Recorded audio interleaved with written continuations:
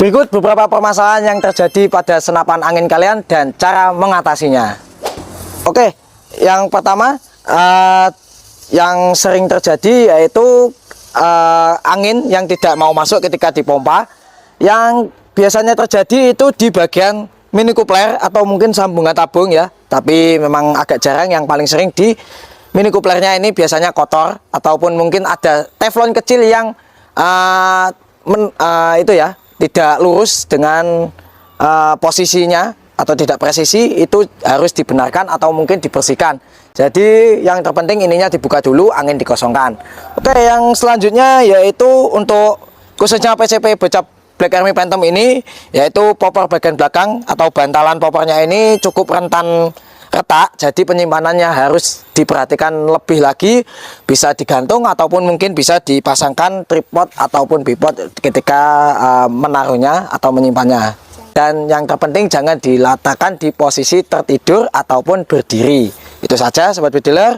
Lalu yang selanjutnya yang paling sering itu adalah knockdown yang tidak mau nyangkut. Biasanya mas senapannya tidak mau nyangkut. Nah, tidak mau begini loh sobat bediler, tak kasih tahu. Ini biasanya yang sering terjadi pada senapan bocap ataupun PCP Marauder ataupun Mauser juga yang menggunakan sistem knockdown. Itu bagian bawah atau di depan picu kecil ini ada lubang kecil sekali. Itu memakai kunci L yang ukurannya paling kecil. Ini biasanya minta dikencangkan, kalau tidak bisa ya dikendorkan sedikit saja. Kalau tetap tidak bisa, harus dibuka dan knockdown atau pernya diganti. Itu biasanya yang sering terjadi ketika tidak mau nyangkut untuk senapannya. Jadi tidak mau jedor ya sobat bediler. Lalu yang mungkin sering, yang paling sering itu mimisnya macet atau mimisnya hancur di dalam. Nah, biasanya itu sobat bediler, mimis yang tidak presisi tetap kita masukkan, kita pakai untuk berburu ataupun kita gunakan pada senapan yang menggunakan alur yang paling halus atau alur 12. Nah, tinggal kita gunakan kawat atau besi yang cukup tipis, ya tidak terlalu tipis sekali.